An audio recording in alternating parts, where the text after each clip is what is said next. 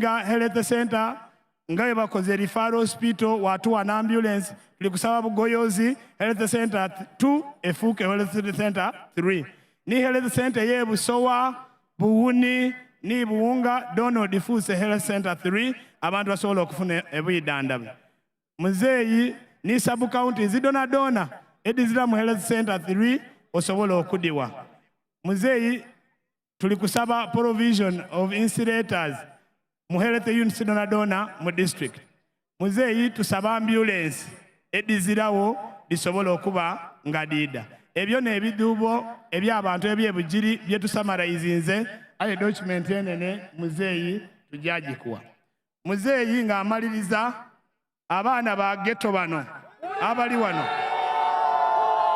babayire wano olunaku lulamba nga bali kulinda Right Honorable Second National Vice Chairperson Right Honorable Annette Among kuba alina ensonga daibwe ni bano tuli kusaba omudirectinge aide Bugiri akole ku nsonga d'aba ghetto bano de bali kwenda era badidi bulungi muzeeyi tuli kwenda kwebaza era tuli kwenda okwaniriza mu Bugiri tyama ntende kuluno tuli kusuubiza nga chairman wa district tujja kuwa over 70% akalulu nga tuwa government ya NRM mwebale ino mwebale muzeeyi abewo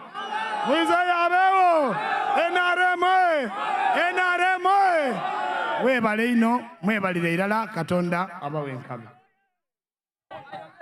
Thank you, Honorable Solomon. May I now invite the Right Honorable Rebecca Kadaga to come and welcome the President Busoga and greet us. NRM oye! Thank you so much. And after the Right Honorable, I'll be inviting the Regional Vice Chairman of the party, and thereafter, the first National Vice Chairman of the party will speak and invite the President to speak to us.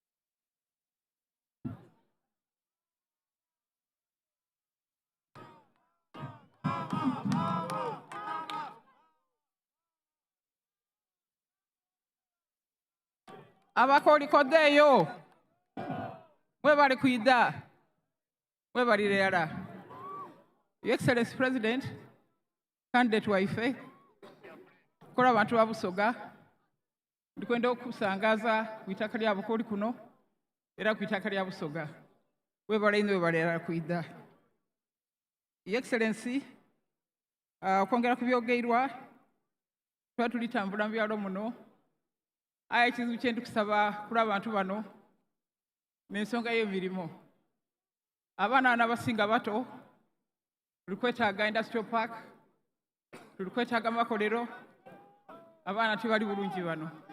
So Excellency nasaba chairman wa district eno nti batuwa itaka ku industrial park abaana b'e Bugiri basobole okufuna ku mirimu. Excellency abaana boda esente tizatuuka ensonga yo tuli kusaba nti ogiringemu. Ekyokusatu Excellency n'ensonga y'amaadhi tumaze ebbanga nga tusaba amaadhi wali tusuubiza gravity water okuva Siyabona Hills twogerera ensonga eyo okumala emirundi n'emirundi aye kikaali kolebwako abantu bakaddaga n'engoyina bakalwanagana mu maadhi abakazi balwana n'abaana olw'amaadhi.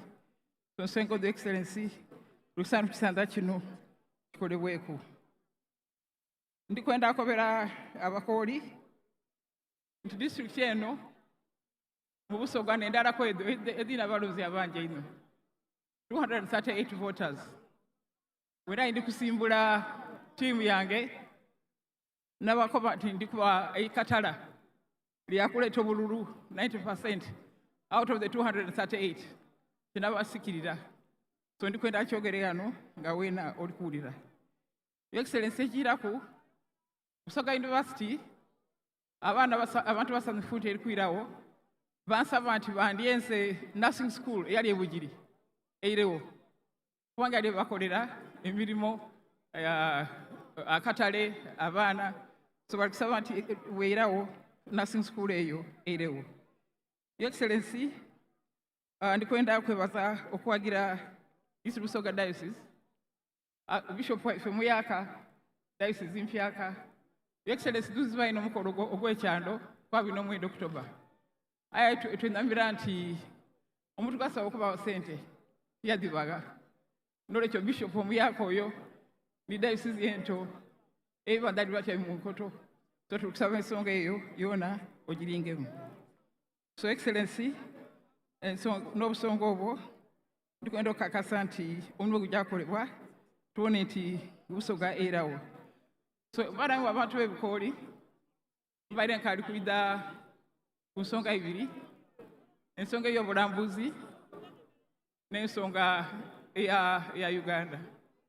Ebyobulambuzi ndakwira twogere ku facility daife kwenda gavumenti eringemu erongose etere amakolero ofisi hoteri n'ebintu ebindi musobola okufuna obutale n'essente.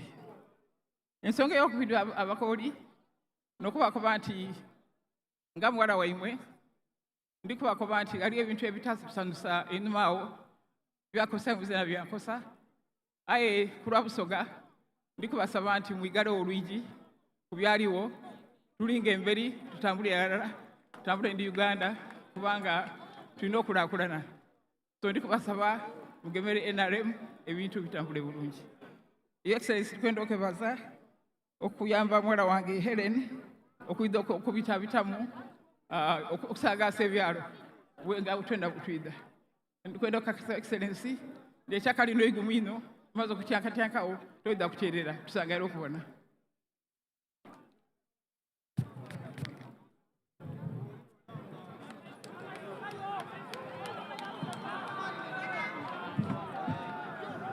Thank you so much for those wonderful remarks.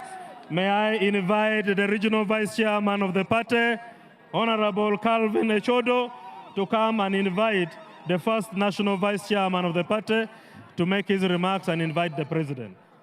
Mr. Calvin, in less than 3 minutes, because we are time bad.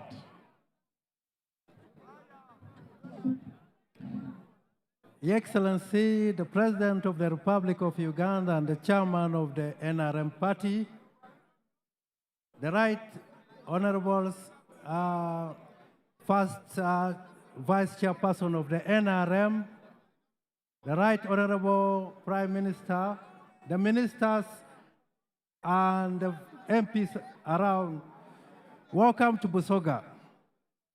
Your Excellency, you don't need introduction to Busoga. You are no stranger to Busoga, and we are so excited you are still the rallying and the uniting point of Busoga. The numbers here testify to that these people are united, are rallying around you. We thank you for coming, and I join the Secretary General in congratulating you for finishing the Bugiri sub-region. Welcome to Busoga, and Busoga is ready for you. Thank you, Chairman, Chairperson Busoga. Thank you, Busoga. Allow me to welcome the first National Vice Chairperson to welcome you. Thank you.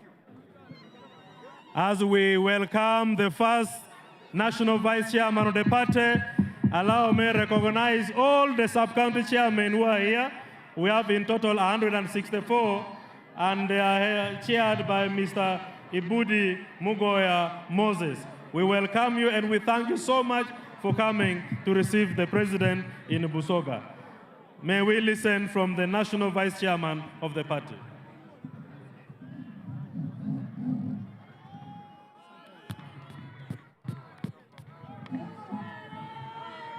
Mubet oye! Mubet oye!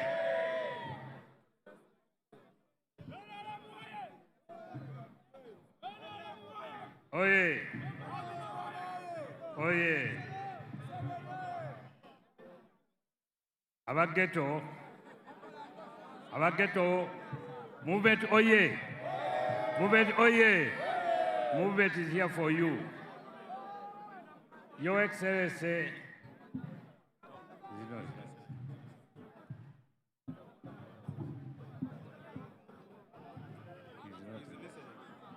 Yo. Several omukulembeze w'eggwanga. Allow me first of all to thank you for the campaigns you have been involved in. The way you have carried them out is really great, and we thank you very much. Abantu b'e Busoga, my name is Alhaji Moses Chigongo. Njagala kwogera musirikiireko. Mwebale nnyo, mwebalire ddala okuwagira movement. Mwebale nnyo. Kaakati essaawa eno gye tuliko enyimiriza wano yakubasaba bululu. Mbasaba muwe movement obululu nga muva ku chairman waffe waggulu okutuukira ddala wansi nga mulonda ba NRM abalina flag zaffe. Mukiwulidde ekyo? Tubasaba ekitundu kyo tukimanyi bulungi, muli bantu ba movement, naye mweweeyo mugende mutukubire akalulu. Bwe mutaakube kalulu, ebyo byonna bimwagala biyinza obutatuukibwako. Munaatuwa akalulu bannange? Tubasaba mutuwa akalulu. Wano wekubira omulanga abakulembeze naddala aba movement tulekeraawo okweyombyayombya, okwereetera entalo, tuziteeke ebbali, tulindirire tumale okulonda ebyo tunaabiddako oluvannyuma, naye buli omu alina asonyiwa munne. Mukiwulidde bulungi? Bwe tunaabeera awamu nga twegasse wamu, tujja kusobola okuwangula ebizibu bye tulina ebitonotono, tusobola okubisettolinga oluvannyuma. Movement oye! Movement oye! Naye ng'ekikulu twagala buli omu akeere ku lunaku luli olw'okuba akalulu, mubeere ng'akalulu mukatuwa nga musuula mu bbaasi, muwa chairman waffe n'abo abakutte bendera zaffe okuviira ddala waggulu paka wansi. Mukitegedde bulungi? Kaakati ebirala tujja kubyogerako oluvannyuma, kubanga bwe tuba tuyiseemu ebintu ebyo byonna bye busaba tebisobola kutuukibwako. Let me use this opportunity now to invite His Excellency the President to address you. But you have heard my point. Good. Your Excellency, sir.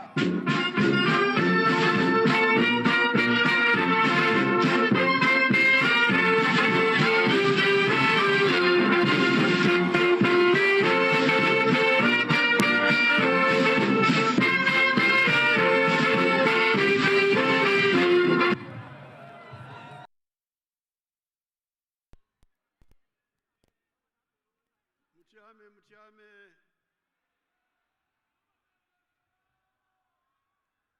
Abakoli koideyo. Bana muliyo.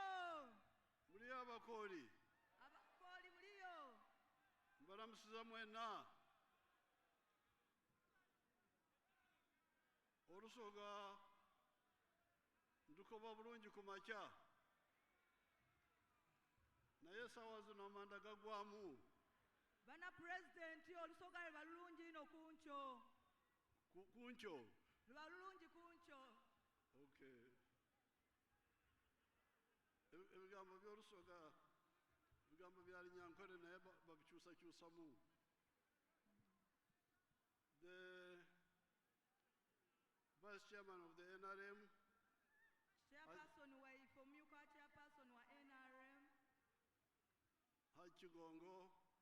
Baba wa Ife Chigongo. The Vice Chairperson Eastern Echodu. Omumyuka Chairperson Obuvanjuba. The Right Honorable Deputy Prime Minister Rebecca Kadaga. Mama wa Ife Right Minister Kadaga Rebecca. The Secretary General. Baba wa Ife Secretary General. All the other leaders. Bona flag bearers. And all the Wakoli who are here today. Mwena abakoli abali wano. I am here Banandi wano. with other leaders N'abakulembeze abandi. to ask ask you to vote for the NRM okubasaba okulonda NRM in the coming elections. mu kulonda okuli kuyiraku okuli kumpi otuuka. The reasons we ask you to vote for the NRM Ensonga lwaki tuli kwenda mutiikinge NRM is, on the one hand, what the NRM has done in the last 40 years. n'ebyo ebintu ebirungi NRM byekoze emyaka gyona gyona okuva enumeere. Emyaka makumi ana. Emyaka makumi ana. Emyaka 40 NRM byetukoleire. And what it is planning to do. N'ebyo byeteekateeka okutukolera. The NRM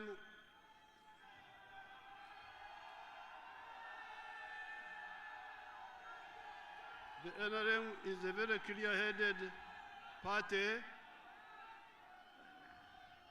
Muogana omutafuta tabula byangamba muleke kuogana mwebale. Bana mzee alikuwa msirikeku.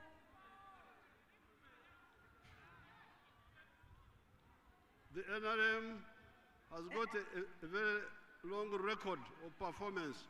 NRM erina bingi byekoze. Erina ekisinde gyeyise. NRM erina ekisinde gyeyise. NRM erina byetuuseeku.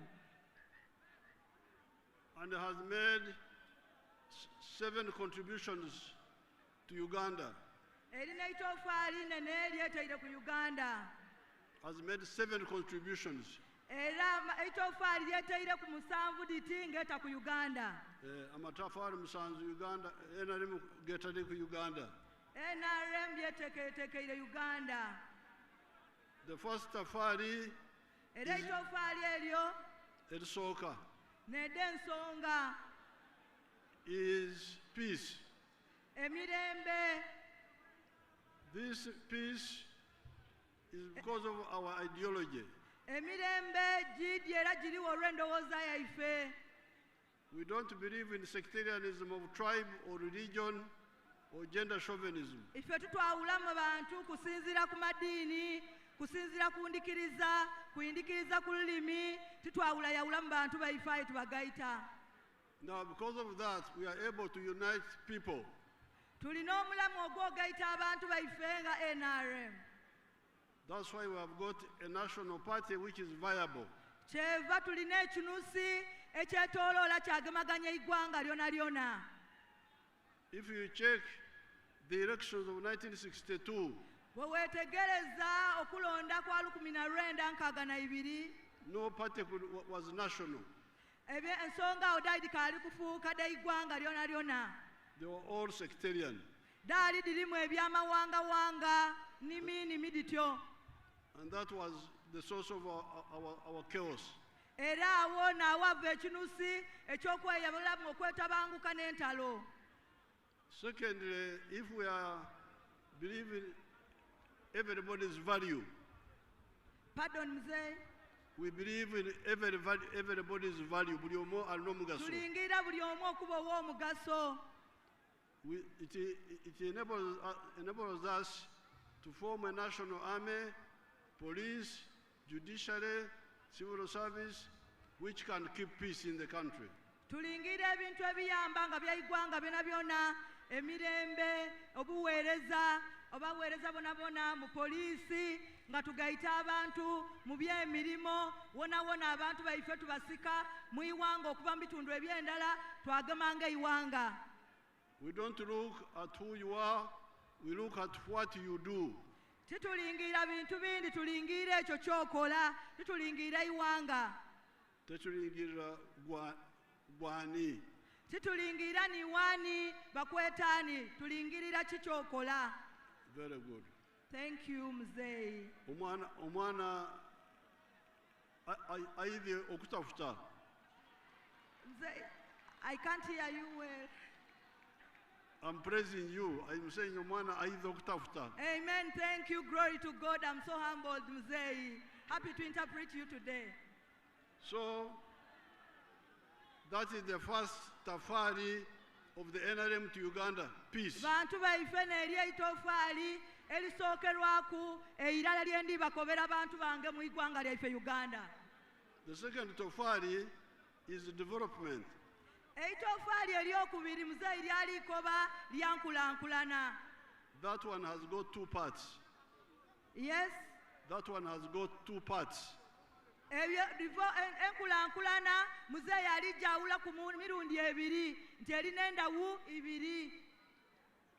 There is economic infrastructure, emisingi y'ebyenfuna. Mu nkulankulana mulimu oluuyi olw'emisingi egy'enkulankulana. Then there is the second one, social infrastructure.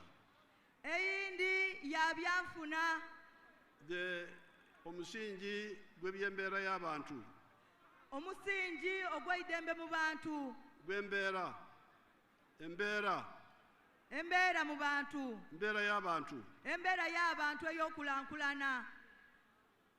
Now, when you put the two together, bw'ogaita ebyawu byombi eby'enkulankulana ey'omusingi n'embeera ed'okulankulana n'ogaita walala, you get now development. Awo ng'ofunamu enkulankulana eitofali eryokubiri erya NRM. Now, in the case of Busoga, kati bwe tutwala ekyokuboneraku mu Busoga, you can audit and say tusobola okoba what development has been. The economic infrastructure are the roads. Omusingi gw'enkulankulana mu Busoga muzeeyi ali tukoba ati n'edonga enguudo demubonaku NRM dekoze. Electricity. Amasannyalaze bantu baife gatuuka wano e Busoga ne mu Bugiri. Telephones. Amasimu getugema wakubira ku wundi nago. Water. Amaadi getufuna ag'Nayikondo n'Amayondo. The railway. N'eggaali y'omuuka, oluguudo olwa gaali y'omuuka. When you look at the roads, bw'olingirira enguudo, we have done the Jinja, Kampala, Jinja, Tororo road a number of times. Twakola oluguudo lwe Kampala, Idinda, Tororo. It was reconstructed. Olwano oluguudo lwakolebwa. Lwali lukaddiye ne tuluddamu. Lwakolera emirundi bamala balwiramu. Then we have done the Jinja Kamuli. Twakola oluguudo oluva Idinda lwaje Kamuli. Did the one from Nakalama to Namutumba to Mbale. Twakola oluguudo olundi oluva Nakalama wale mwiganga okujja Mbale. And did the one from Musita, Mayuge, all the way to oluguudo olundi n'olwo oluva wale Musita lwabite waife Nankoma lwaja paka Namayingo. And then the one from Iganga to Kaliro. Olundi Iganga to Kaliro. Olundi lujja Iganga Katabanira. These are all now tarmac roads. These are now all tarmac roads. Dona nguudo da kolansi de bakoze mulembe guno nga n'eitofaali erini. And 4 of them are totally new. Ate nga waleira daali nga tizirawo. The others we are going to do. Ekindi kye tulijja okola. The one from Jinja to Budondo to Mbulamuti. Eigomba njira okujja Embulamuti. The one from Iganga to Chiyunga. Okuva Iganga okujja Chiyunga mu Luwuka. Kamuli. Okujja Kamuli. And the roads here in Bugiri, which have been mentioned. The roads here in Bugiri. N'enguudo wane waife mu Bugiri. They will be done. Okujja Iganga.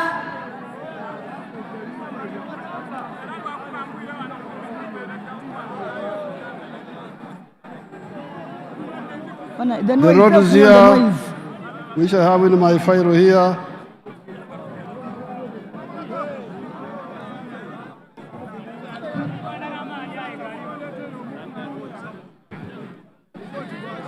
Mayuge, Mbale, na Kivumbi, Bugiri, na Mayingo. oluguudo lw'e Bugiri okugenda Mayingo That one will be done. olwona lulijja kukolebwa. Then there are other smaller roads in the towns. Oluguudo olundi Other smaller roads in the towns. Nakasolo n'obuguudo buno obutambula mu bibuga bwona bulijja kukolebwa. Muzeeyi bw'ali tusuubiza. Now, on the issue of electricity, Ku nsonga y'amasannyalaze, I have seen here in the file, because I have got a file here, eriyo fayiro gye bandeeteire wano.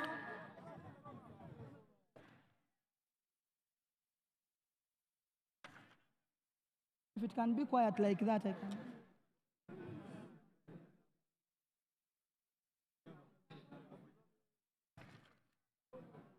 the sub-counties, Amagombolola many have electricity up to the sub-county headquarters. bantu bange tujja kuba n'amasannyalaze paka ku bitebe eby'amagombolola wano mu disitulikiti y'e Bugiri. The one which does not have up to the sub-county are actually a minority. Ate amagombolola gakaalifuna amasannyalaze n'amatono aye tujja gakolako. I can see Nankoma does not have. Ndibona wano Nabukalu ku igombolola Does not have. baba amagombolola gakaali kufuna. Nankoma does not have. Nankoma Tebalina. bakaali kufuna. The other ones who don't have, Agandi agakaali kufuna. Buuni Town Council. Tawuni kanso y'e Buuni ekaalifuna amasannyalaze. Then there is Busowa Town Busowa Council. tawuni kanso yona ekaalifuna amasannyalaze. Buluguyi, Buluguyi ekaalifuna amasannyalaze. Nabukalu, Kapyanga sub-county yona ekaali. Ekari, it has not got. Namayemba, Namayemba tawuni kanso yona ekaali kufuna. Muwayo. Muwaayo tawuni kanso ekaalifuna amasannyalaze. So out of 20, So tuli kusaba 1, 2, 3, 4, 5, 6, 7. 7 have not yet got. amagombolola agonagona omusanvu gakaali kufuna amasannyalaze. But others have got. Aye agandi gaafuna. Bulesa, Bulesa sub-county, Bunga, Buwunga sub-county, Muterere, Muterere sub-county, Budaya, Budayo igombola lya Budaya, Bulida, Bulida sub-county. all those have 13 of them have. It is only 7 which don't have. Ago galina ku amasannyalaze tukalina amagombola musanvu agakaali kufuna amasannyalaze. The Deputy Prime Minister talked about the water of Lake Victoria Ensonga y'amaadhi because boreholes kubanga naikonta are not sinkable near the lake. tidisobola kusimibwa kumpi n'ananda ku lubalama lw'ananda. The Rubarama is on a strong rock which does not allow boreholes. Olubalama lw'enanda tusobola kubeezaawo naikonta maadi bulungi. The plan is to pump water from Lake Victoria up the hill, and it comes by gravity. Tuli kuteekateeka okubasundira amaadi okuva ku nnanda ya Victoria musobole okufuna amaadi ga payipu. And it has been done. Kijja kukolebwa. It has been done in Lira. Kyakolebwaku Elira Kyawa. We pumped water from Kachung 21 miles away. Where else? Kachung, Kachum. which is 21 miles away. Ng'ate yona kyamalaira okuwa amaadi bagataayo. Mayiro abiri mwemu. Mayiro abiri n'andala. And we were able to take the water to Lira. So amaadi ago gatuuka paka Lira. We are now getting water from Katosi, Buti bali kutwala maadi e Katosi taking it to Kampala. kupaka mu Kampala nga bali gatoola ku Lake Victoria. So we shall do the same for this area. Get water from the lake, pump it up, and it goes down. tujja kubafunira amaadi okuva ku nnanda tugapampinga okuva ere waka waka musobole okugafuna paka mu kibuga wano. The telephones. Amasimu ebyempulizaganya. You all have telephones now. Fena buti banakyendogera ku abasinga tulina amasimu. Ebyamasimu byagwa. Buti saadino amasimu go buli omu agema. The railway is being repaired. Banange gaali y'omuuka bali kugitereeza era yona erikola. And we are going to build a new one also. Tulijja kayi kwongera afuna eyindi. Now, on the social infrastructure, ku ngeri ey'etofaali erindi ery'emisingi ogw'enkulaakulana. Ey'embeera y'abantu. Munkulaakulana ku mbeera y'abantu. The schools here, we have got 140 government primary schools. Tulina amasomero 18 aga gavumenti. Now, this is where we need some kati wano n'awali ensonga. Some organization to do. Solomon. Because we have got 140 tulina amasomero 40 government primary schools. Amasomero ga gavumenti agayambibwa ku gavumenti wano mu Bugiri. Now the parishes, mu Miruka, we have got 102 parishes. Tulina wano e Bugiri emiruka 12. That means the government primary schools are now more than the parishes. Ekitegeeza amasomero ga gavumenti aga primary mangi okusinga ku emiruka gye tulina. But they are not well distributed. Aye tigali mu mbeera nnungi. They are not well distributed. Aye tibagagabibwamu bulungi mu miruka egy'endawulo. Tibagagabye mu bwenkanya. Tibagabye amasomero gano ga primary mu bwenkanya. So you find that only 58 parishes have government primary schools. Oyagana ng'emiruka nga 58 n'agalina amasomero aga gavumenti. So which means that some of the parishes have got more than one primary school. Ekitegeeza oyagana omuluka ogundi nga gulina amasomero aga primary agasinga ku egindi. While the others don't have. Ate wayagana omuluka ogundi ng'ate guzira isomero lya primary ate nga amasomero already gali mu mangi. So I would want the RDC and the chairperson and the DEOs. So nga tubita mu chairperson wa Bugiri to handle this matter. Nteesa nkina kigemeemu kuko obukugu. Don't put too many primary schools in one parish when the others don't have yet. Tosimba masomero ga primary mu muluka mulala gwonka nga tukayina emiruka egiza amasomero ga primary ga government. Now the secondary schools, ate amasomero aga senior aga secondary 9. gali 9. The Magombola are 20. Ate nga amagombola tulina 20 mu Bugiri. So there are 9 which don't have yet. Ekitegeeza tulina amagombola agakalifuna amasomero ga senior wano mu Bugiri aga government. Mwenda. Buli? Mwenda 9. Tulina 9 agakalifuna masomero ga senior wano mu Bugiri. But our policy aye munkola yaife n'ennungamya yaife is for each sub-county to have one secondary school of the government. Tuluwirirwa buli gombolola okuba n'isomero erya government erya senior at least irala. And each parish to have one primary school of the government. Ate nga buli muluka kunkola yaife erina okuba n'isomero erya primary at least irala. Actually the secondary schools are 10. Amasomero ga senior mu Bugiri gali 10 nga government. If you add the one of the municipality. Nga oyongeireku agali municipality. This one. Mulimu irala lyonka mu municipality. Now, on the health centers, ku madwaliro ku by'obwiddandabi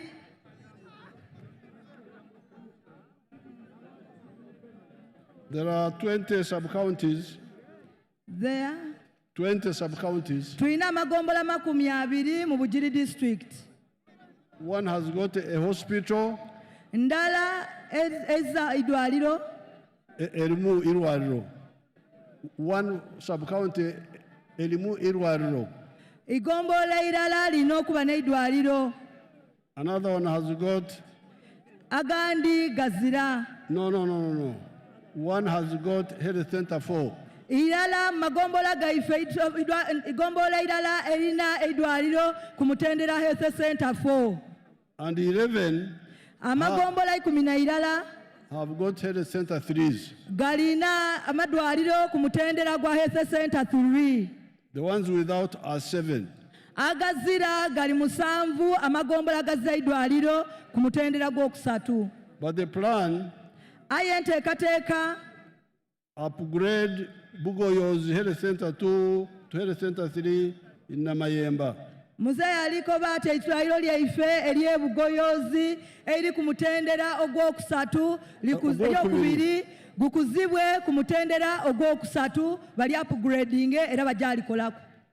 Plan to upgrade Busowa health center 2 to health center 3. Bongere basitula eidwaliro lyaife erya Busowa Town Council lyona ituuke ku Mutendera ogwokusatu. Plan to upgrade Wagobo health center 2 to health center 3 in Nabukalu. Live ku Mutendera gwa okubiri Health Center 2 lire Wagobo. babongere ye Wangobo town ye Wangobo munabukalu balijja kuza idwaliro eryo okuva ku Mutendera ogwokubiri beize ku Mutendera ogwokusatu. Plan to upgrade Budaya.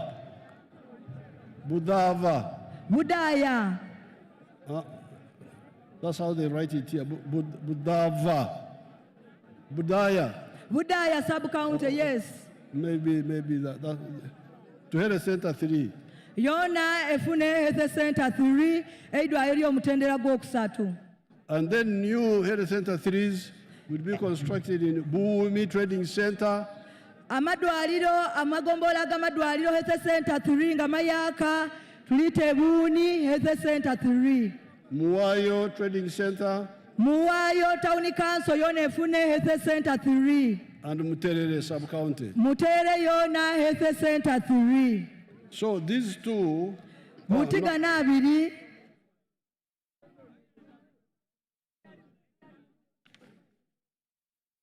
Yes. So these two. Gana abiri. These two. Ebintu bine bibiri. The economic infrastructure. Omusingi ogw'enkulankulana. Ogw'ebyenfuna. Mu bantu byenfuna. Omusingi ogw'ebyenfuna. Omusingi guno ogw'abantu mu byenfuna. Together with the musingi of the embeera y'abantu, social infrastructure. Musingi ogw'ebyenfuna guno mu bantu baife mu gw'okulankulana. Embeera y'abantu, they are two different. There is economic infrastructure and social infrastructure. You should learn these words in the local language. Omusingi ogw'ebyokulankulana mu bino ebituyamba okulankulana nga nguudo nga masomero eri ogwo ni guno mu mbeera ey'abantu omusingi mu mbeera ey'abantu ey'okulankulana giri misingi ebiri. Absolutely. Omwana akobye bulungi. Weebale ino nsiimye baba. The two ebiri gino emisingi form development. Tudigaita walala tuva mu kye tweta enkulankulana nga NRM. And that is NRM's contribution on that. Era nenda kubakobera nti neerya itofaali lya NRM mu nkulankulana wano mu Uganda mu Busoga ne Bugiri. The second tofali, the first was peace. Itofaali erisoose libeire emirembe obutebenkevu. The enkulankulana with the two sides. Eryokubiri libeire enkulankulana enduyi dombi mu mbeera d'abantu ne mu bino bye tukozesa okufuna enkulankulana. Is the second tofali. Second tofali. Eitofali eryokubiri. Now, but there is a problem here, Kati wano tulinawo obuzibu. which we saw in the 1960s. Obuzibu obwo twabubona mu 1960. People, when they talk of enkulakulana, Buli wawulira nga boogera ku nkulankulana. they talk about the roads, electricity, and so on. Mulingirira ino mwayogera ku nguudo, ku bizimbe, ku madwaliro. Nibeerabira omusoga kye yakobeera. Mwerabira enkulankulana eno ey'omuntu. Mwerabira omusoga kye yakobeera. Beerabira Ekyomusoga yakobayira. beerabira omusoga kye yakoba. Ekyomusoga yakobayira. Can you say that? Omusoga yakoba atya? You forget. Mwerabira ekyomusoga yagamba edda. Omusoga yakoba ati mbe. Tiweerabira musoga kye yayogereira. Omusoga yakikobeira. Omusoga yakikobeira nti akange omusoga yakoba nti akange kakira kaife. kakira ku kasinga kwa kaife. So that's why the NRM Kati NRM from the 1960s okuva mu 1960 was insisting that separate development from wealth. yalinga enkola nga tukoba ntukole mu ngeri y'omuntu okukolankulana. The separate, distinguish between development and wealth. Enkulakulana n'obugaiga. Tuli kwawulamu enkulankulana n'obugaiga okola ku sente. Very good. So, if you don't do that, you will create a lot of trouble. Buti bw'otakola ekyo kitegeeza nti oli mu katyabaga. In Kampala, there is a lot of development. E Kampala waliyo enkulankulana ningi. The tarmac roads, eriyo enguudo dda kolansi, electricity, eriyo amasannyalaze, other developments. n'enkulankulana edindi ed'endawulo. But some of the poorest people are in Kampala. Aye ate abantu abasinga bwavu ate era obaagaana e Kampala. The ghetto boys you are talking about are in Kampala. Baani nazze bano betuli kwogera ku aba ghetto era ne Kampala obaagaanayo. There is a development. Eriyo enkulankulana. Aye n'obwavu bukaaliyo. Aye ate n'abaavu baasigala nga bakaaliyo. So that's why we say, please separate wealth. So kye ndi kusinziirako okubakoba ti bantu bange mwawula okulankulana n'okugeigawala. And we have done this from the 1960s. Kino ekintu akikola mu 1960. And those who have listened to us have moved. Era ababakiwuliriza basoboire okweyongera ku n'okulankulana. But let me see here in Busoga, the examples I have here. There is a man called Basangwa. I don't know whether they captured his work. Mwano omwami ono Basangwa. Wasangwa.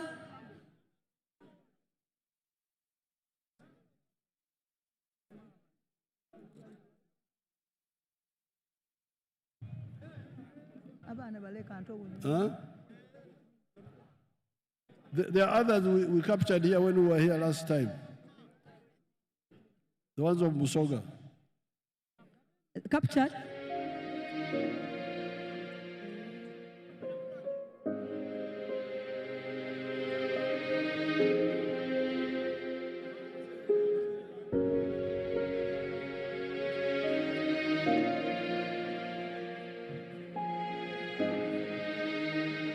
Amanya gange nze Kaziwe Mike, tuli Namazala LC1, Musedesi wa County, Jinja district.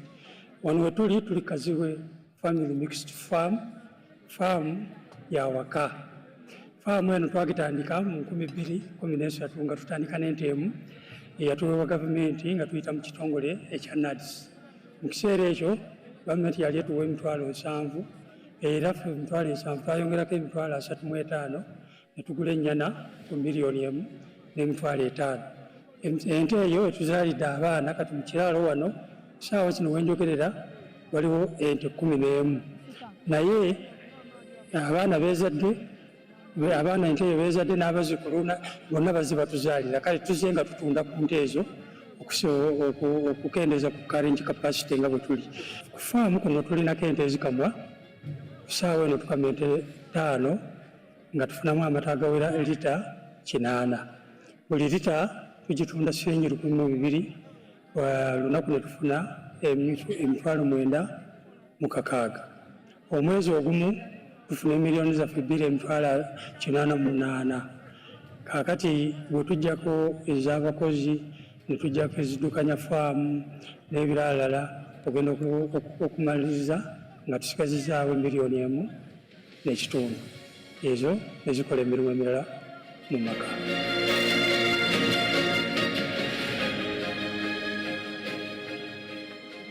Mu ntamu era tujjamu biogas. Biogas tumukozesa mu kufumba. Ne woba okoyo oba ova mu nnimiro towerera tomenyeka osazawo wano gaasi n'ofumba ne bitereera. Era kyatutaasa nnyo tetukyamenyeka nanku. Kino kyenkutte mu ngalo ye sabbuuni waffe gwe tukola okuva mu busa obw'ente. Sabbuuni ono tumukola mu biosilary abaavudde mu biogas digester nga gaasi amaze okuvaamu. Sabbuuni ono tumupaakinga mu lita 1 ne mu lita 5. Lita 1 tugitunda 3,000 nga currently omwezi production yaffe ya lita 7 era nga buli lita tugitunda 3,000.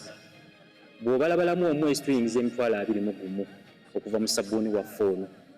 Ng'oggyeko bye tukozesa n'ebirala packaging materials ng'obudomola buno ne bu stickers bwe tuteekako obwa labeling tukkakkana nga tulinawo emitwalo gyaffe 18 ezitaliiko musolo okuva mu sabbuuni buli mwezi.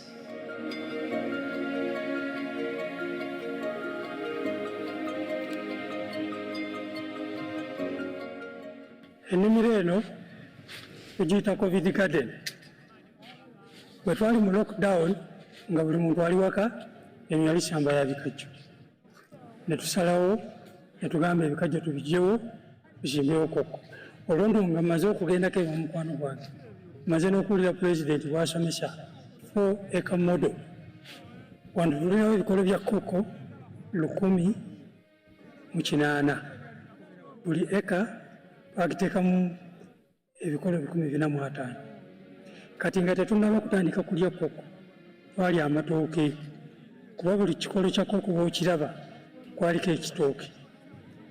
Muzeeyi agamba 4-acre model tuli ku principle ye kituufu naye ffe tubala bikolo tubala nti ebikolo 450 biri kukola eka.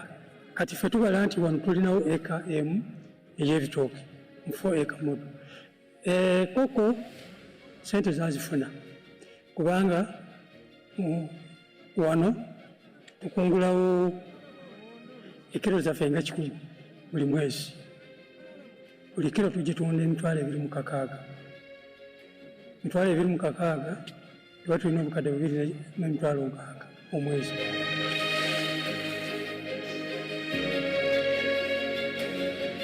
Mu nnimiro yaffe eno ebirime byonna bye tulina tubifukirira.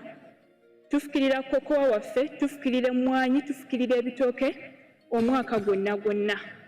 Era nga kituyambyeko okufuna yields omwaka gwonna ogwetwololera. Emmwanyi wano waliwo ebikolo by'emmwanyi 300. Waliwo essambi empya gye tuteeseteese ya eka 5 ey'emmwanyi erina nfuga ki. Naye wano tufunawo ekiro za kase 307 omwaka. Omwaka oguwedde twazitunda shilingi $1,110 buli kiro ne tufunamu obukadde 3,800. Twenyumiriza nti akasente ako buli tukafuna tubaako n'investment endala gye tukola. Era njagala okubategeeza nti wano twatandika ne eka 4 n'ekitundu right now faamu yaffe yonna eri ku acres 20. Wano tulinawo embizzi bid bagiyita large white, enkazi tulinamu 5, obutwa buli 9. So embizzi yaffe eno enkazi gy'olaba okuzaala average etuwa bwana 10, ate average namana nekuzaako obwana 8. Obwana buno eno omwaka tutundamu obubizzi 68.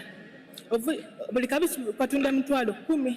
Omwaka netuba nga tukoze million 6 mu emitwalo 8. Era nze njagala nnyo okwenyumereza mu President Museveni olwa ideas yatuwa ya Four-acre model. Siraba nsonga ky'omuntu wa eka emu eka 2 osimba ebikajjo. Njagala eddalo ero bannayuganda lituveemu, omuntu okole ekintu ekisobola okukuweesa ssente, abaana basome, amaka gatebengere. So Four-acre model is the way to go. So you have seen now Mr. Kazibwe, what he has done there. Kati mubone ebikoleibwawo. You have seen what Mr. Kazibwe has done in his home. Ndowooza mu bweine mwami Kazibwe tuva okubalaga byakoze maka ge. He has got cows for milk. Alina ente edda amata. Selling 80 liters a day. Ng'atunda lita 8. He has got coffee. Alina emwani. He has got cocoa. Alina kokowa. He has got pigs. Alina wo n'embidi kayaya. I didn't get well his total per year. Tigemisa bulungi nfuna ye mwaka. But it is quite a bit of money. Aye ng'ate mu kubona okwange afuna mu akasente akawera. Because for the milk alone he was getting about net of about 12 million a year. Kubanga wetulingirira amata agava mu nte gwonka tubona nga afuna milioni 12 buli mwaka. So he's following part of what we told you in 1996. Alikugoberera ekyo kwebyo twabegesa mu 1996. The 4 acres model. Ogwo omulamwa ogwa ekeina ekyokuboneraku. 1 acre for coffee. Nga yiika ndala bagirima mwemwani wagiza kumbali. 1 acre for fruits. Eke yindi watamu ebibala. 1 acre for pasture for dairy grazing. Eke yindi eyokusatu watamu eisubi lyosobola okuliisa ebisolo byo. Acre number 4 food crop for the home. Eke eyokusatu eyokuna watamu ebyokulyaku ebyewaka. Then in the backyard poultry for eggs. Then wabayo nga olinayo ne kunkoko edikuwa amagi. And then piggery like you saw because we were there. Era wabonawo nga alinawo n'embidi dayaya. Then near the wetlands fish farming. Ng'ate woba nga olinawo kwawali kwakabali bali ng'ofuna amaadi osobola okulundawo engege. You will get a lot of money. Osobola ofuna sente mu ebyo ebintu bantu bange. I want my staff to get the total for Kazibwe so that we use it when we are talking. Nsaba abantu bange abankoleraku basobola okunfunira omuwendo ogw'akasente mwami Kazibwe kaafuna. But I can give you one example from very far away. Aye nga nsobola okubakoba nti ensonga eyo beekola bulungi ino. From Karamoja. Okuva e Karamoja. Katulabe Karamoja. Bate ku Karamoja.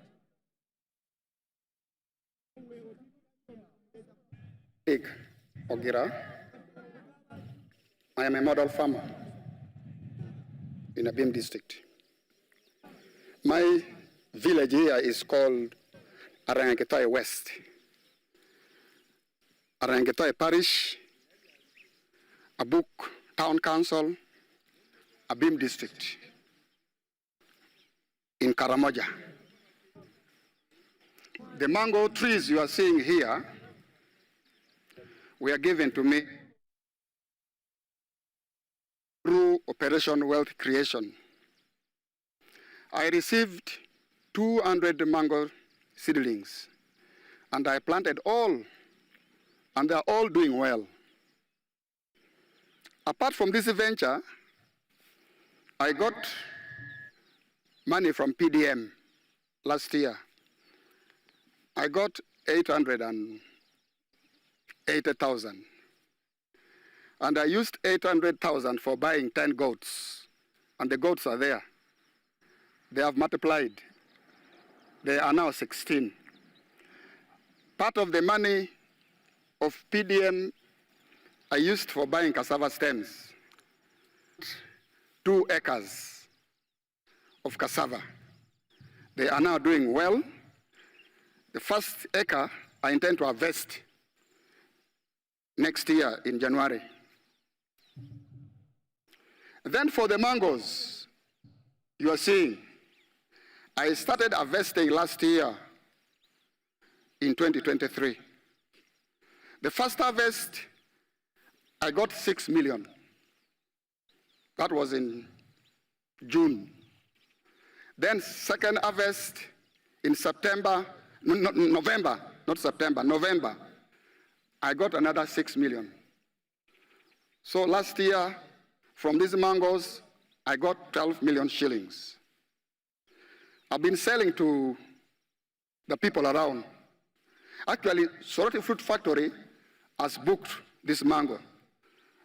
They want me to take these mangoes tomorrow, 2025, to the factory.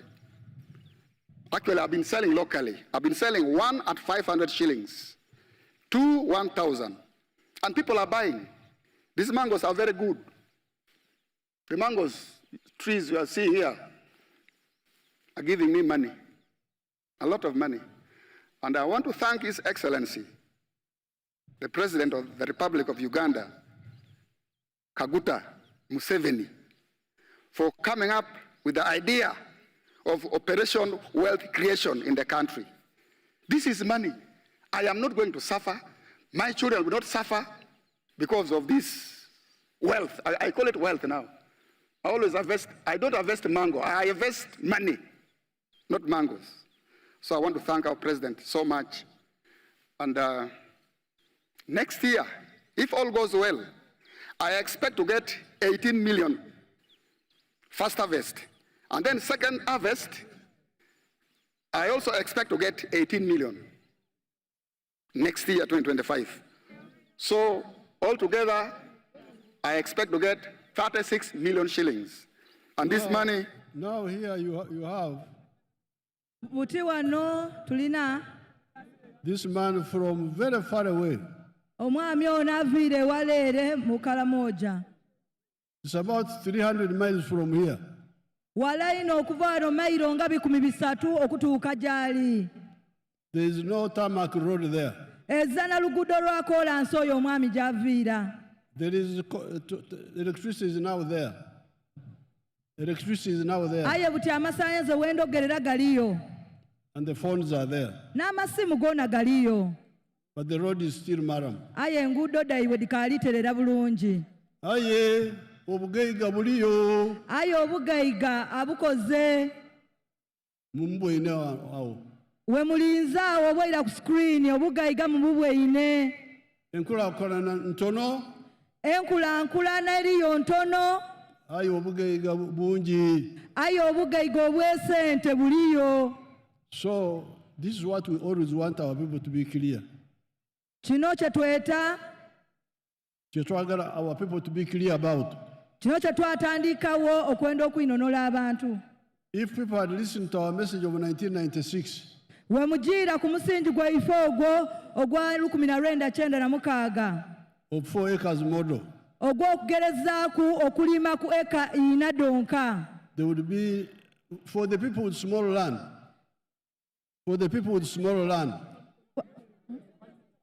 abalina obutaka obutonotono.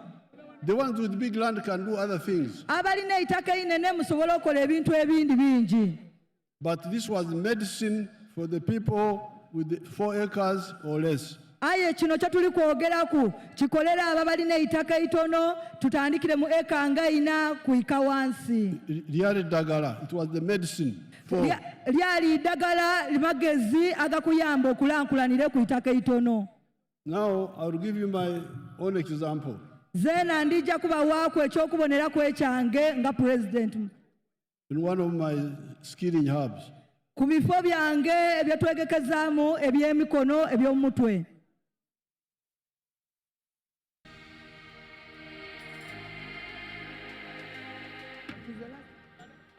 My name is Dr. Maurice Ochen. I am a commissioner by appointment, deployed at State House, and I've been assigned by the President to execute the 4-acre model. And I've put them so far in 10 regional zones in the country. Now, the 4-acre model is an idea conceived by the President to guide our farmers on how to utilize their small acreages of land so that they can earn more money through intensive farming. And here we are talking about enterprises that have good yields and high income for their household. So we have the fish farming, which is one of the enterprises that can be done near the water without interfering with wetland and tampering with water flow. Then we have the zero grazing unit. On the other side, we have the coffee, we have the banana, and also a household needs food crops as 1 acre plus fruits. So this idea of the 4-acre model is to support income for the household. And as I will go into the small mathematics, you will know that it's capable of pulling somebody out of poverty. Now, specifically on the fish pond, here is about 20 by 50 meter pond, 1,000 meters squared. After finishing the excavation, we stock 10,000 fish. We feed it for about 8 to 9 months. In the north, which is warmer, the fish grow faster. And in the west, which is a little cold, you add 1 more month to reach the same quantity of grams. So by that time, the fish will be about 800 grams to 1.5 kilograms. In the market, the fish which is 1 kilograms or 800 grams here cost about 10,000 shillings.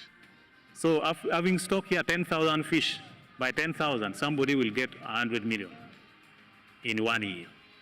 And then when you subtract other cost of managing, which is roughly 30 million, somebody can be able to save 70 million on this fish pond. And this size, we can put 2 of them in 1 acre. So meaning in this particular acre, somebody should be able to get around 140 million shillings. Now, that is my testimony now. Kati buno bwenvo balagana obudulizi bwange. My people in Lango have planted coffee, abantu bange basimbyeyo emwani, bananas, amatooke, pineapples, enanansi, and they have got zero grazing cattle there. Era baba kuniye balundira kwente awatontono.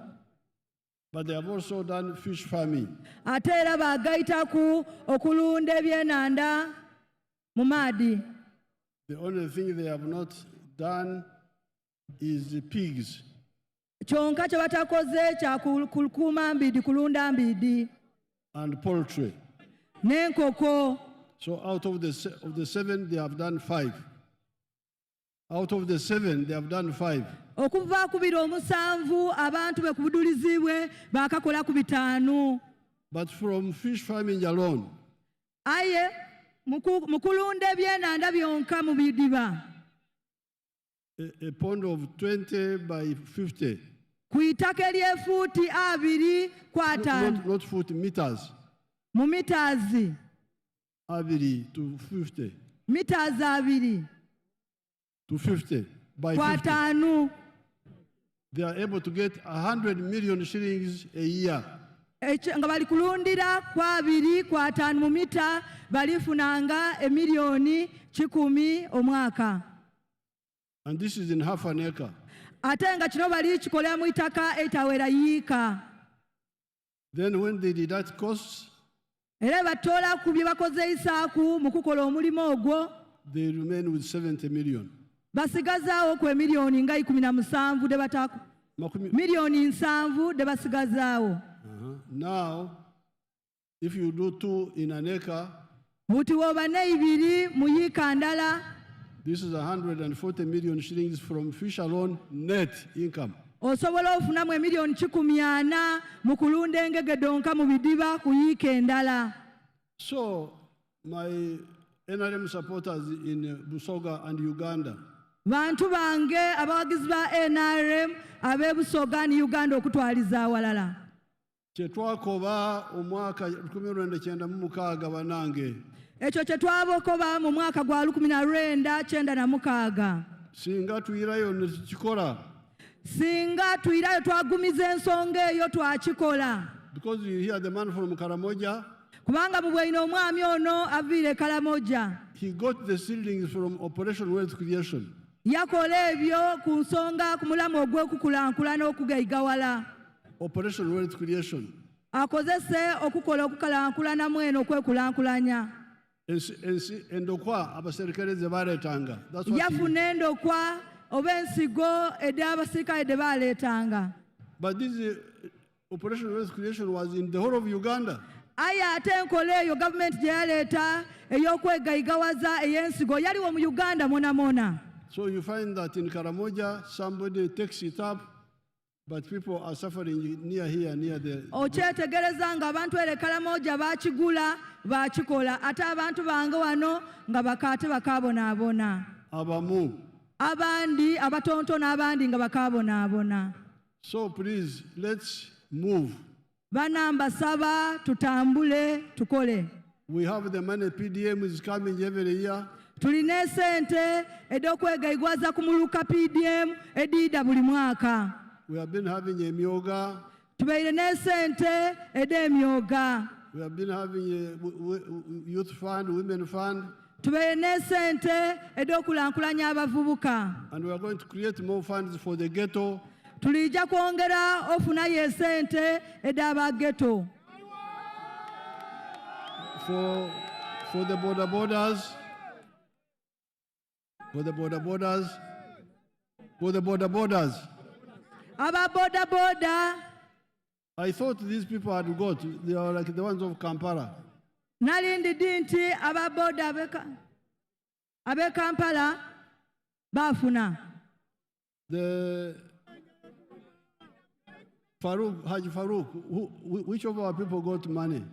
Haji Farouk, Chirunda. Baba waife Haji Farouk Chirunda, bantu kyabafuna sente daba border. Because they were all supposed, they should all get. Mwena wano muida kufuna. Now, Chirunda, if he's around.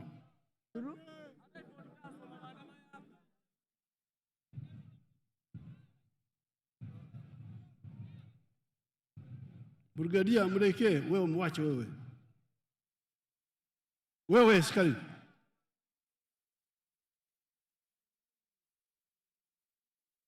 Brigadier, what are you? Brigadier, come. Toka wewe. Go, what were you saying? Move. You wanted to say something? Huh? You are talking with this one? Oh.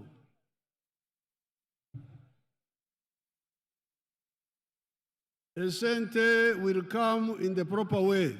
Esente dida kuida mu majira amatuufu. We are going to have a fund for the church leaders and Muslim leaders. Abakulembeze baife ab'amakanisa ob'amasinzizo. We are going to have a fund for the cultural leaders.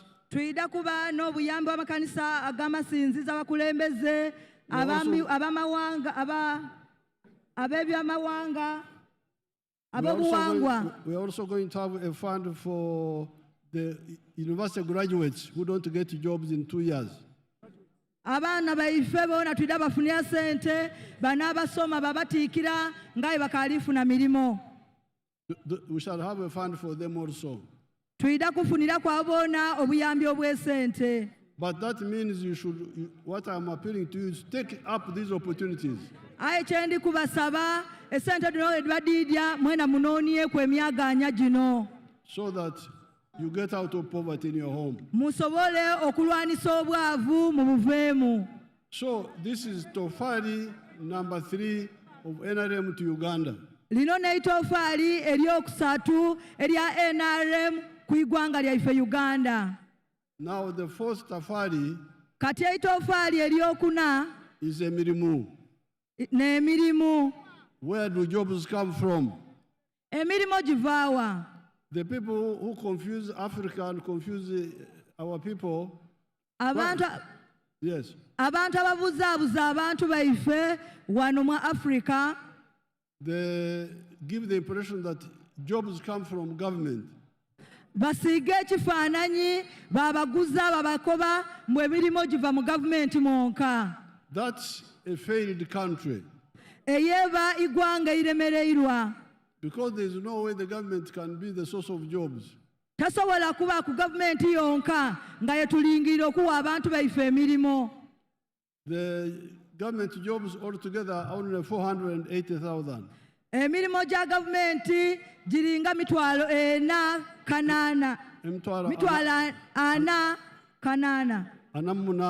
Mitwalo 4,800. 48. 480,000. Emitwalo 4,800, yes. Now we are 50 million people. Aye nga abantu baife mu igwanga tulina emiliyoni 5. How can 480,000 jobs satisfy us? Emirimu emitwalo 4,800 gibeezaawo giti abantu baife mu Uganda emiliyoni 5. Let me show you where jobs come from. Kati kambalage emirimu we giva. Let's see Mr. Byamukama of Kamai Demonstration Farm. My name is Fred Byamukama. I'm a member of Parliament of Buganges West Constituency, Kakumiro District. We are now at our 4-acre demonstration farm. The land we have here is approximately 4 acres. This is a farm we started 2 years back here, 2.5 years back. And on this farm, we have a half acre of pineapple, has 6 cows for zero grazing. We have poultry, about 25,000 birds, but only 11,000 are giving us eggs. And we have 1 acre of grass. We have piggery, those are very many. And 1 acre of coffee mixed with banana. Where we are, this is the 4-acre model farm. I did this activity to teach my voters, to lead by example, so that my voters can learn what media the president tells the public. This is an initiative I learned from the president sometime back when he sent me to learn to Kaumu, to Kisozi. I copied what I copied, this is what I came up with. And you will see as we move, or that side, this side, that's my 4-acre model farm. The house as well. I don't sleep here, but if I would sleep here, the house as well is seated on this 4-acre model farm. When you look at poultry, out of the 25,000 birds, it's only 11,000 giving me eggs. Others are soon giving me, and I get 302 trays per day minimally, because 11,000 birds are supposed to give me 366 trays. But because of the feeding method of deep litter, I don't get all the eggs. I get 302 trays per day minimally. Then I sell in a month, you can get a net profit of 55 million, because you get 108 million, but you can't get all that. You have to buy feeds, pay workers, pay electricity, remain with 55 million net pay. When you get the cows per month, these are 6 cows. Each cow minimally gives you 20 liters. So when you get 20 times 6, that's 120 liters per day. 120 liters per day. For us, a liter here is 2,000, because we sell each cup at 1,000. So you get 2,000 times 120, you get 24,000 per day. So 24,000 per day, when you multiply, you get about 7.6 million per month. But 7.6 million per month, you cannot save it. You have to get 200 to pay these workers, sometimes even the drug for spraying. That is zero grazing, you spray for ticks and other things. At the end of the day, you remain with a net profit of 6 million from the cows for zero grazing. So this is our grass. Here, 1 acre of grass. This 1 acre is enough feeding our 6 cows. And our cows are feeding well with this grass we have.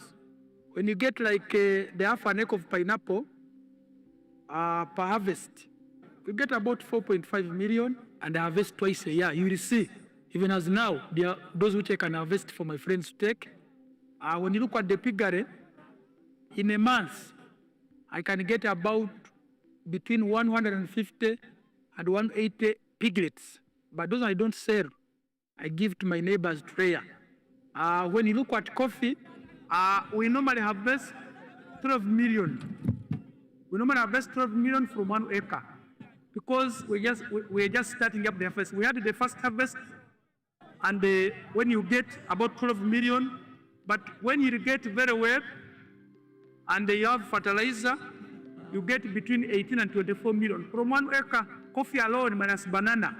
And this banana at the end of the month, you can get about 1 million, 1.8 million. But I don't sell my banana, I use it for eating. So I simply get my coffee to ensure the other 12 million I'm telling you, which we are getting from this 1 acre, because we have tested it where you receive. And here. Now, that's what I wanted you to see. This young man started farming 4 years ago when he was elected to parliament. When he's the son of one of our old supporters who died a few years ago. Who died a few years ago. But when he was elected, his father brought him to me. When he was elected, his father brought him to me.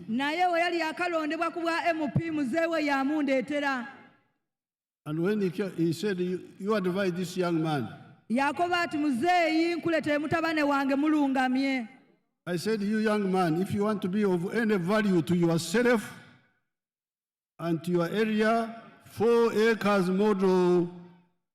Zena na mukoba nti mutabane wange woboyenda kuba muntu mwamagezi muntu mulungi ayongeraku wegeme boboyagala okwegasa gweweka woboyenda okwegasa wenka n'okugasa ekitundu kyo n'otagasa kitundu kyo 4 acres model kola modo y'okulima eya ekena kyenkoba buli omu gwentuukako era kyendikoba buli omu ate nze kyembayire enkoba okuva mu mwaka 66 sikyusanga kigambo buli enkoba yentuukaku mukoba ekintu ekyo 1966, this is where my words. Then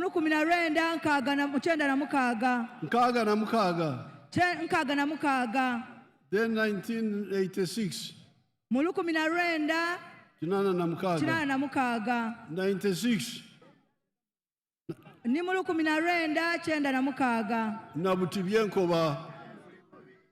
Nabutibyenkoba olwaleero nze byange tebikyuka. So that's what I told this boy here. Now he went immediately and did it. So you saw what he has done. Coffee, bananas, pineapples, the piggery, yaba n'embidi dona yalunda zero grazing cows, yaba n'enkoko n'ente, zero grazing cows and poultry for eggs, ali n'ente dalundirawo mu kiyumba ku eka n'enkoko z'amagi, n'enkoko edimuwa amagi. The hens are giving him 302 trays per day. Enkoko dimuwa tray d'amagi 300 mubiri na 3 Naibiri. Naibiri. A day. Bulirunaku. In a month, that is 108 million shillings. Afune milioni 18 mu mwezi. When he removes the costs, bw'atoola ku byakozeisa, he remains with 55 million. Asigaze milioni 55. That's a lot of money. Edo sente ningi. In a year, that will be like 700 million. Atenga odongeire mu mwaka dibanga milioni 7. From eggs alone. Just nga alidifuna mu magi gonka edo sente. And this is the net after removing the costs.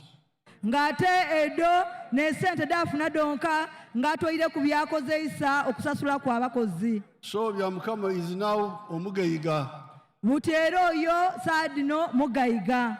But the Bugayiga of Byamukama aye obugayiga bwa mwami Byamukama has produced emirimu for 26 Ugandans.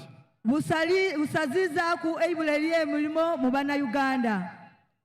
This is how jobs come. Kino n'engeri yonka emirimu yegiyiddamu. The idea that majority of jobs come from the government is a colonial, neo-colonial concept. Endowooza y'okulowooza nti emirimu giva mu gavumenti mwonka, eyo ndowooza ya nkola yaira ey'abamatwale. Y'abamatwale ate n'abanyunyusi. Abanyunyusi, parasites. Abo abantu abatununuununta abali oluuyi olulala nga tebatulowoozaako. So, these are jobs from commercial agriculture.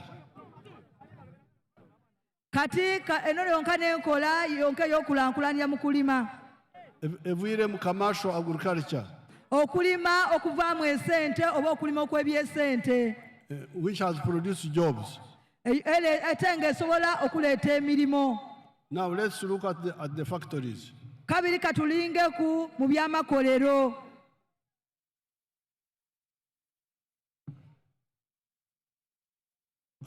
Freeze there. That's a town of factories near Mbale. Eyo be muli kubona ne factory ediri okumpi n'ekibuga kyaife eky'Embale. Ye town y'amakolero near Mbale. Neyo tawuni ekibuga eky'amakolero mu Mbale. These are new ideas. Dino ndowooza mpyaka. Because you remember your old towns, our old towns, were towns of duka. These were the old towns. Kubanga demweta tawuni noddo demubonamu amaduukaduuka amatonotono. The bona batunda wuzi, ebizigo, mafuta g'ekyala biki. Yatwagana tawuni, yatweta tawuni neddo demwaganamu amaduuka gatunda bwito, bizigozigo, bintu bityo. When you go inside, how many jobs are there? Only one shop assistant. Bw'ogeetegereza okujjayo okubona mirimu ki abantu baife gye bafuna mu butawuni obwo, oyagana nga gyakuyamba ku buyambe ku maduuka. Now let's see one factory now. Kati ndi kubasaba musooke mulingire mbone eikolero irala wano. Freeze that one there. Those are jobs in one factory. Eri eikolero irala ayebona emirimu egiri kuweebwa abaana baife. Now these factories have just started coming. Gana amakolero gaakatandika okuyida. But they are already employing 1.3 million Ugandans. Aye ate nga gitugemeire kukuwa abaana baife Abannayuganda emiliyoni nga 3 emirimu. Miliyoni emu n'emitwalo 3. Gagemeire ku abaana baife abafunye emirimu mu makolero gwano emiliyoni ndala n'emitwalo 3 nga bafuna emirimu mu makolero.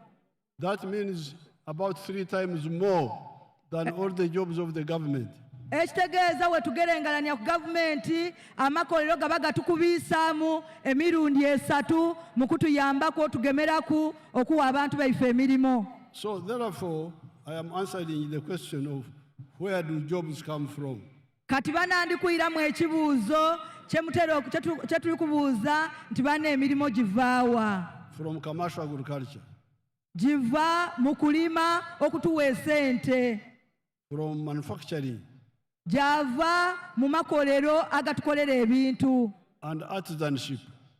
Ebyemikono. Ate gava mu bintu ebyemikono.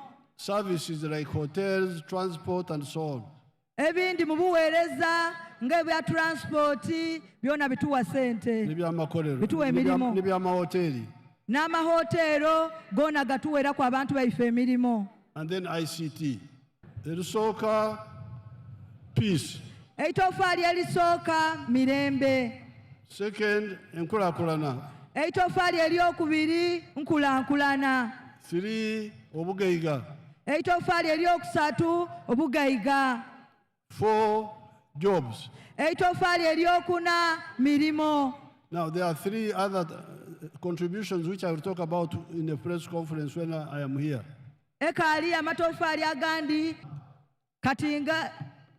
The issue of free education in government schools.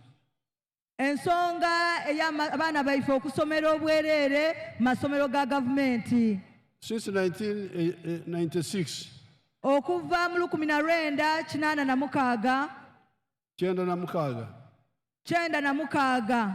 I proposed free education in government schools. It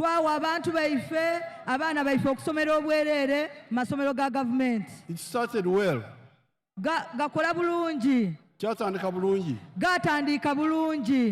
But along the way, people blocked it.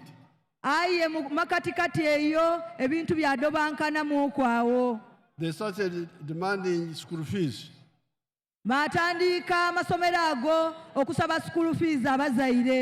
And the children had to be thrown out of school. Children had to be thrown out of school.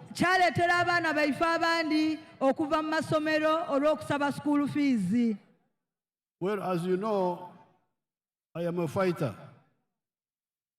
As you know, I am a fighter. But I don't fight all the time. Most of the time I prefer to talk. Until it is impossible to talk, and then we sort it out in other ways. So I said, now how can I convince these people? How can I convince? That's why I started skilling hubs.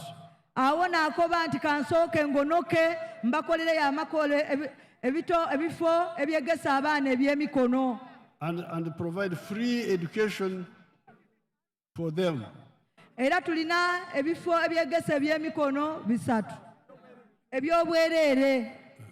So I don't know whether my graduates, some are here.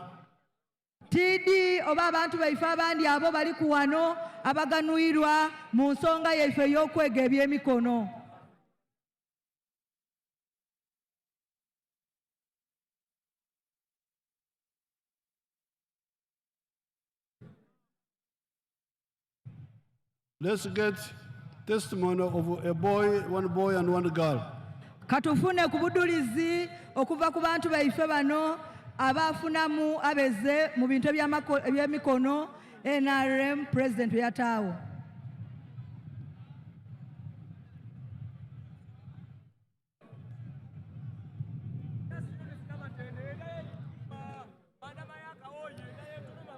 Ababusoga oye!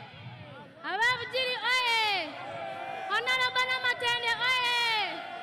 Honorable Kachabeo!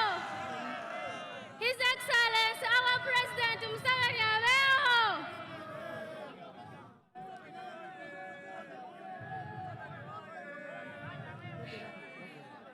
Neyaziza His Excellency Oweiwangaino, President, nze mwidukuluwo lyakamase okuviira mu Bugiri District, Bugiri Sub-County, Buduma Village, ndi wano okuwa obudulizi nga nize kwabo abaali ku skilling eidinda enakabango.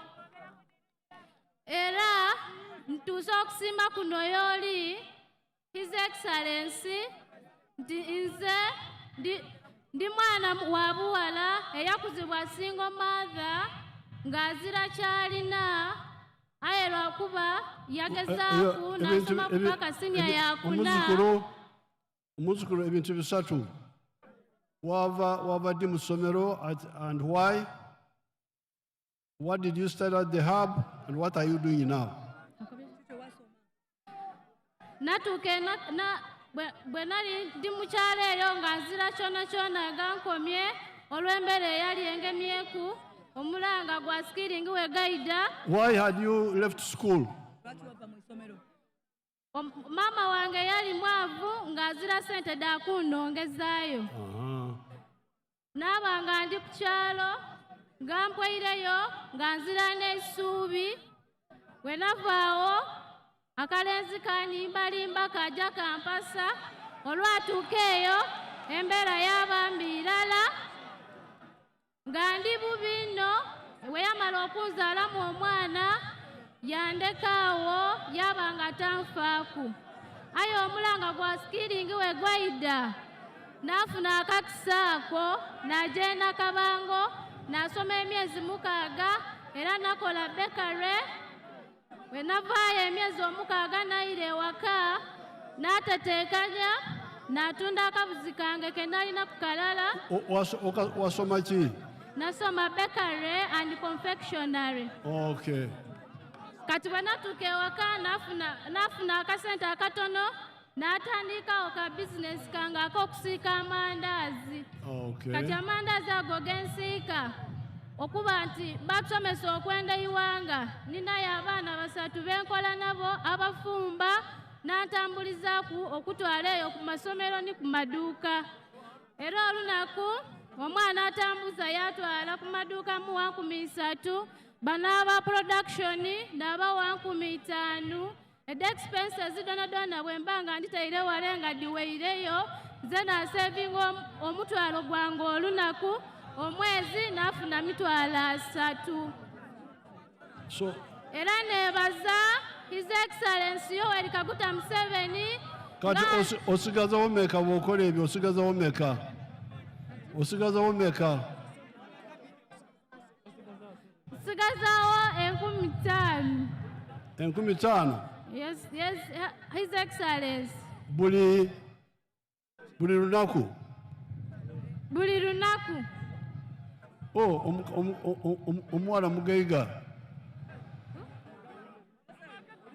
15,000. Era ndida wano okusima His Excellency nze Vice Chairperson wa Bugiri Industrial Hub.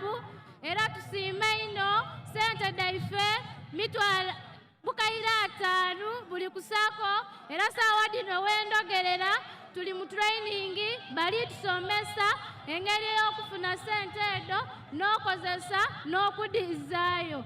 Tweyanza ino tweyanziza era tujja kuwa akalulu. Muzeeyi abeewo! Muzeeyi abeewo! Kale.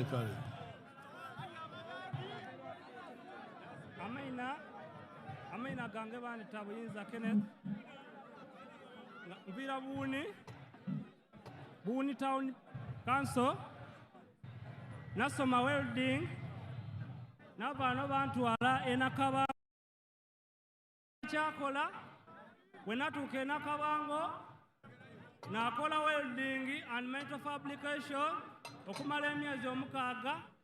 Navaayo naira era we navaayo nafuna wenkolera.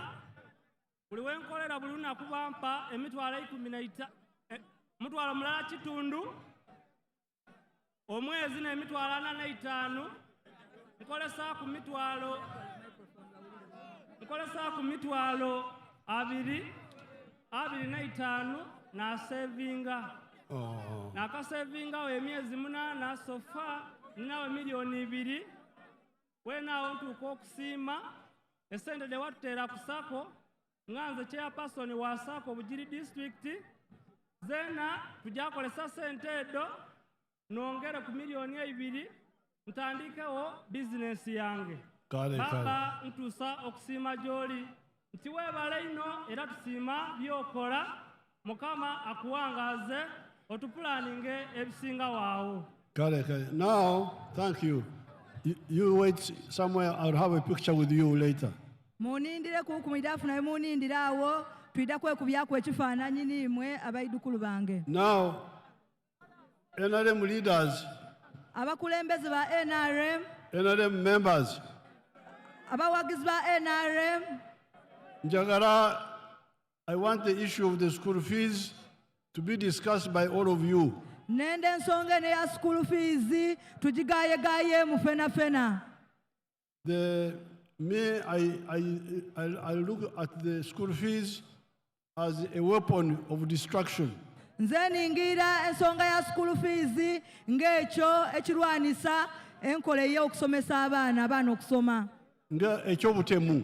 Ng'ekyobutemu eri okusomesa oba ebyendegeresa. Because you can see these children here were hopeless. Kati bw'olingira abaana nga bano abava wano baali baweiremu isuubi. But with just 6 months, aye myezi 6, you can see what they are doing musobole okubona bye balikola on the screen. Era mubone ku screen yawo.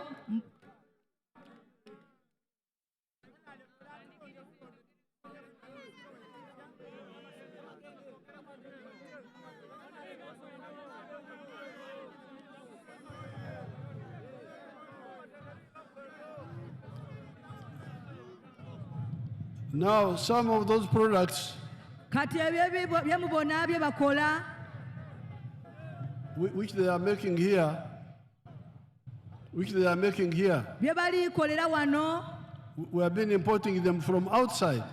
byali nga biva kuliya ababireeta muno mu Uganda. From China, from India, from ebindi nga Dubai. bikolera mu China, ebindi eyo Buyindi. But now they are making them here. Aye ate buti baana baife babikolera muno mu Uganda.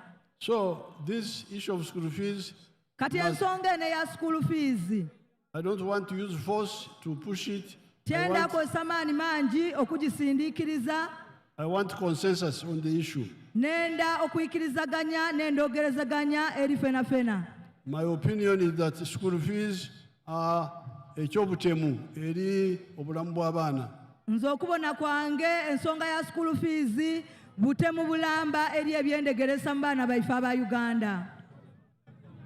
But I don't want to force, I want consensus. Aye tyenda kozesa maani nenda tube na ndoogerezaganya tutereeze ensonga eyo. So therefore, you NRM members Kati abantu baife aba NRM, supporting NRM. abantu bakubuuza eyo lwaki owagira NRM. Number 1, Namba esooka, peace. emirembe obutebenkevu. Number 2, Namba ey'okubiri, enkulaakulana. enkulaakulana eri wakati. Number 3, Ey'okusatu, obugayiga. obugayiga obw'okola sente. The NRM has shown us how to get out of poverty. Ngezizaako okubalaga engeri y'okwetoola mu bwavu. Has shown us and supported us. Has shown us and supported us. Tubweine ate twabawagira. Etuwabudde ate netuwagira. Tubawa obwire ate twamala twabawagira. How to get out of poverty. Engeri y'okwetoola mu bwavu. And then jobs, how to create jobs. N'engeri ey'okutondawo emirimu. There are 3 other matafari. I'll talk about them in the press conference. Esigaireyo amatofaali